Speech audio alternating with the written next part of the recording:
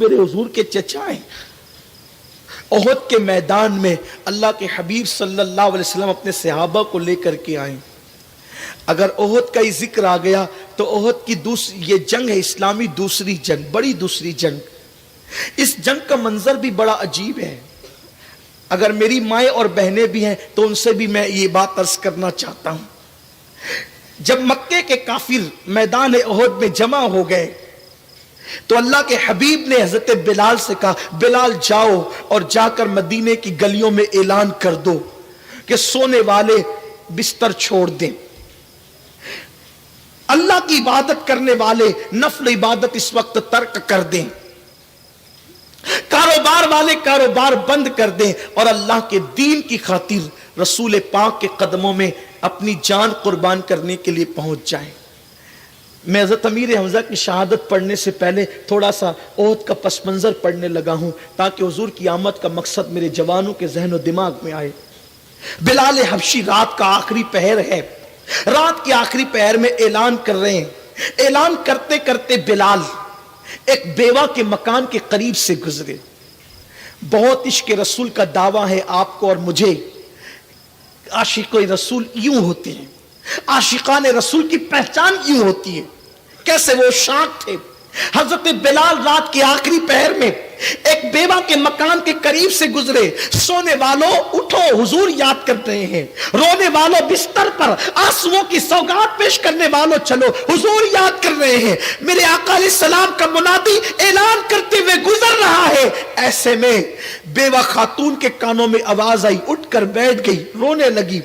मेरा तो शौहर शहीद हो चुका है, मेरे घर में एक नन्हा सा बच्चा है जिसकी उम्र सिर्फ 4 या 5 साल की है। मेरे घर में कुछ नहीं जो मैं हुजूर को पेश कर सकूं। रोने लगी। रोते रोते उसकी आवाज बुलंद हो गई। आज औरतों को अगर शादी पर नए कपड़े ना मिले तो वो रोती है, औरतों को जेवरात ना मिले तो वो रोती है, औरतों के मुतालबात शौहर पूरा ना करे तो वो रोती है। हाय, दौरे रिसालत के अंदर एक बेवा क्यों रो रही थी? सिर्फ इसलिए कि मुस्तफा जाने रहमत ने मुजाहिद मांगा है, मैं पेश नहीं कर पा रही हूं, इसलिए वो आंसू बहा रही थी। फिक्र क्या थी उन लोगों की? रोते रोते आवाज बुलंद हो गई। जब आवाज बुलंद हुई, पास ही में 4-5 साल का बच्चा सो रहा था, उठ गया। मां को रोता देख कर कहा, अम्मी क्यों रो रही हो? तुम्हारे रोने की वजह क्या है? मां ने कहा, बेटा सो जा, तू मेरे दर्द को नहीं समझ सकता, तेरे बचपने की अकल मेरे दर्द को नहीं पहुंच सकती। लेकिन वो मामूली बच्चा नहीं था। मां ने बड़ी अजीम तरबियत की थी।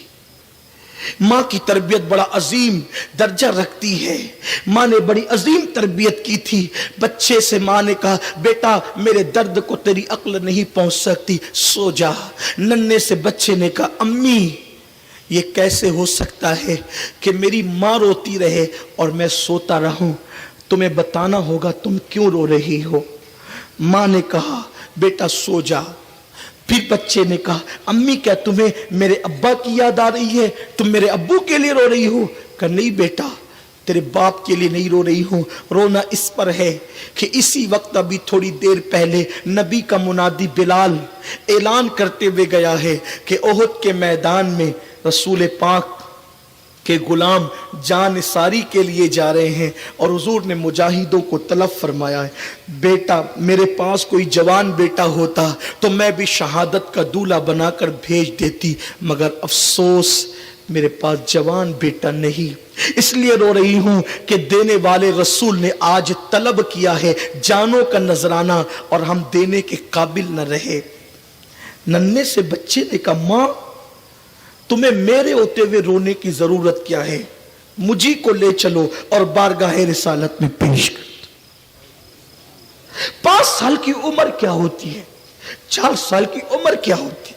आज हमारे 4-5 साल के बच्चों को कलमा तर्जुमे के साथ याद नहीं है, लेकिन वो 4-5 साल का बच्चा, उसकी मां ने क्या तरबियत की थी, दिल में क्या इश्क मुस्तफा पैदा किया था। आज तुम्हारे 4-5 साल के बच्चे नाच रहे, तुम्हारे 4-5 साल के बच्चे गाने गा रहे, तुम्हारे 4-5 साल के बच्चे फिल्मी अदाकार और सीरियल के अदाकारों की एक्टिंग कर रहे हैं।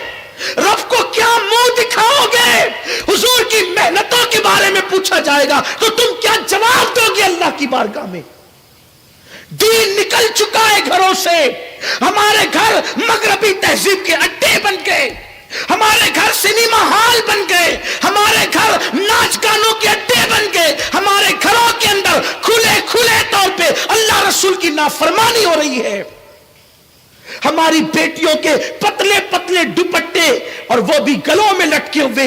सोचो तो सही, मेरे रसूल अलैहिस्सलाम ने फरमाया, अबू दाऊद शरीफ की हदीस का मफहूम है, मेरे करीम आका फरमाते हैं कि मेरी उम्मत पर एक वक्त ऐसा आएगा जब मेरी उम्मत में शराब और जिना आम हो जाएगा, तो मैं उस वक्त मेरी उम्मत में चेहरे बदल दिए जाएंगे, चेहरे मस्क कर दिए जाएंगे, चेहरे सूअर और बंदर की तरह कर दिए जाएंगे,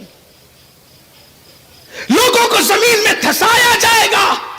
एक और रिवायत में है, अजाब उन पर ऐसे आएगा जैसे काली घटाएं छाने के बाद जोरदार बारिश गिरती है, ऐसे उन पे अजाब टूट पड़ेगा। अजाब पर शिकवे है, अपने अमल पर नहीं। अमाल तो देखो, अमाल तो देखो, हमारे अमाल क्या है। बाज लोग ऐसे हैं जिन्होंने दाढ़ियों की तराश और खराश पे बहुत तवज्जो दी, टोपियों की खूबसूरती पर, अंदर क्या है। एक तबका वो है जो न दीनदार है, कुछ नहीं है वो, एक वो है जो ऊपर से दीनदार है, अंदर कुछ नहीं है, इल्ला माशाअल्लाह। नन्हे से 4-5 साल के बच्चे ने कहा, मां मेरे होते हुए तुझे रोने की जरूरत क्या है, चलो मुझे ले जाओ हुजूर की बारगाह में पेश कर दो। मां को कुछ इत्मीनान हुआ, हाय मेरा बच्चे ने मेरी तसल्ली दी, मुझे तसल्ली दी, और फिर इंतजार करने लगी। बच्चे की उंगली पकड़ी और पकड़ करके सीधा मस्जिद नबवी की तरफ। इतना आसान नहीं है ना 5 साल के बच्चे को ज़बा करने के लिए कहीं पहुंचाना। उस मां के दिल से पूछो, आज औरतों में दीनदारी का ये हाल है, अगर शौहर दाढ़ी रख ले तो बीवी कहती है कि मैं अपनी सहेलियों में क्या जवाब दूंगी कि तेरा शौहर दाढ़ी वाला है। ये मुस्कुराने की बात नहीं, ये दीनदारी का मेयार हो गया आपके पास। मुसलमान बेटी ये कह रही है, मैं अपनी सहेलियों को क्या जवाब दूंगी कि तेरा शौहर दाढ़ी वाला है। हद है, अफसोस है, दाढ़ी का मजाक उड़ाने वाली बेटी, तू अपने शौहर के चेहरे पे दाढ़ी का नहीं, मुस्तफा जाने रहमत की सुन्नत का तू मजाक उड़ा रही है। तुम्हें आका की सुन्नतों से नफरत हो गई है। अमली तौर पर तुम क्या कर रहे हो, क्या कह रहे हो। जबान से तो नहीं कहते कि नफरत हो गई है, लेकिन अमली तौर पे क्या है। मैं दाढ़ी रखूंगा तो लोग मुझे मुल्ला कहेंगे, बैकवर्ड कहेंगे। ला इलाहा इल्लल्लाह, अलयाज़ु बिल्लाह। हुजूर की सुन्नत पर अमल करने से कोई बैकवर्ड नहीं होता। बैकवर्ड वो लोग हैं जो हुजूर की सुन्नतों से दूर हैं, जो हुजूर की सुन्नतों के आमिल हैं। फरिश्ते भी उनका एहतराम करते हैं, लेकिन सोच बदल गई, दीन से इतने दूर हो गए, अपनी जबान से दरपर्दा। क्या बक रहे हो, क्या कह रहे हो, किरदार क्या कह रहा है। नन्ही से बच्चे की उंगली पकड़कर मां अपने नबी की मस्जिद तक ले गई और चौखट पे खड़ी हो गई। हुजूर मुजाहिदीन को तरतीब दे रहे थे। अल्लाह के हबीब अलैहिस्सलाम की निगाहें पर्दा नशीन पर पड़ी। मेरे सरकार ने कहा, बिलाल पूछो वो औरत क्यों आई है। ये औरतों के आने का टाइम तो नहीं है, या औरतों का काम तो नहीं है, वो औरत क्यों आई है। बिलाल गए और जा करके कहते, माई क्यों आई हो, जाओ घर जाओ, या औरतों का इस वक्त कोई काम नहीं। तो फौरन बिलाल से कहने लगी, बिलाल इतनी जल्दी भूल गए, अभी तो तुम ऐलान कर रहे थे कि हुजूर ने बुलाया है, मुझे काम हुजूर से है। आका तशरीफ लाए। उस खातून ने कहा, या रसूल अल्लाह मेरा शौहर जंग में शहीद हो चुका है, मेरे पास कोई जवान बेटा भी नहीं है। आपके मुनादी ने ऐलान किया, या रसूल अल्लाह जवान बेटा नहीं है, 4-5 साल की नन्ही सी जान लेकर आई हूं, हुजूर इसको कबूल कर ले और मैदान में इसको लेकर के जाए।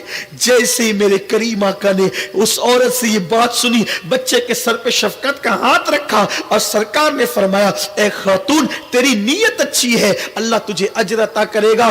बच्चा ये क्या जंग कर सकेगा, ये तलवार क्या उठा सकेगा, ये हथियार क्या उठा सकेगा, ले जा, अल्लाह इसको लंबी उम्र दे, फिर इस्लाम के लिए जंग होती रहेगी, जिहाद होता रहेगा, ये बड़ा होगा, इसको पाल, इसकी परवरिश कर, इसकी तरबियत कर, ये अल्लाह की राह में जान देगा, ले जा, जा अल्लाह तुझे जजा दे।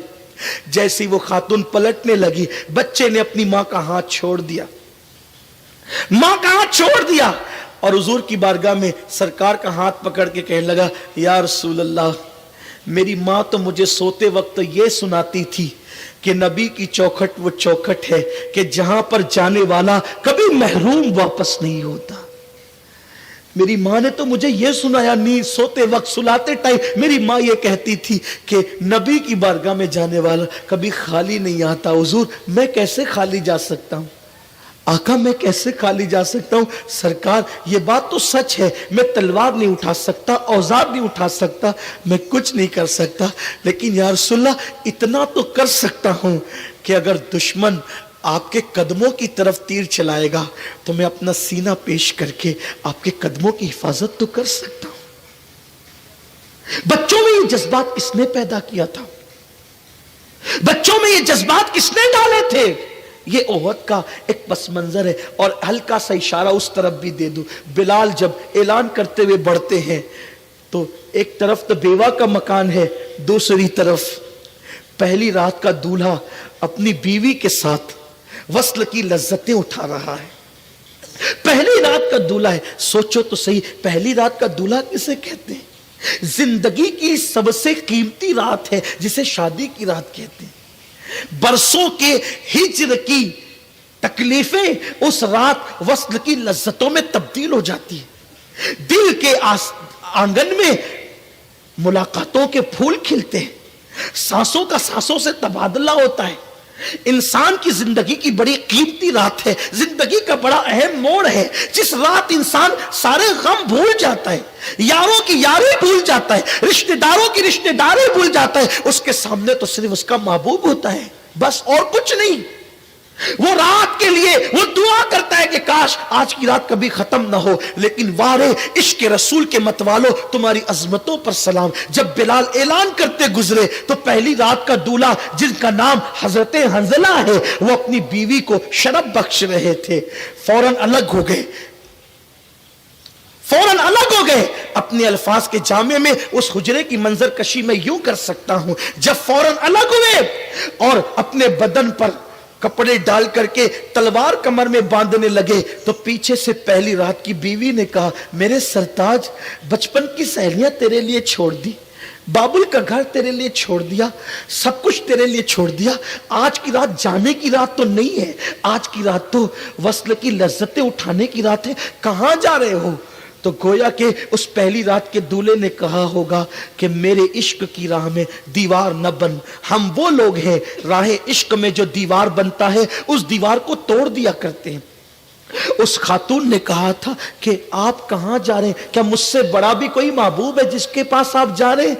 तो उस वक्त तो पहली रात शब के दूल्हा ने कहा था कि तेरा और मेरा महबूब वो है जो आमिना का लाल है, जिसका कलमा पढ़ के हमें ईमान की दौलत नसीब हुई है। आज उन्होंने तलब किया है, रोकना मत, वरना हर उस दीवार को हम तोड़ देते हैं जो राह इश्क में दीवार बनती है या पर जो है वो हायल होती है, हम उसको खत्म कर देते हैं। कुर्बान वो बेटी भी इस्लाम की कैसी अजीम बेटी थी, उसने कहा, मेरे सरताज, अगर आकाए करीम ने तुम्हें बुलाया है तो तुम जिसके गुलाम हो मैं उसकी कनीज हूं, जाओ जाओ जल्दी जाओ, देर न करो, लेकिन बस थोड़ा रुक कर एक वादा कर लो, आज पहली रात की दुल्हन को छोड़कर जा रहे हो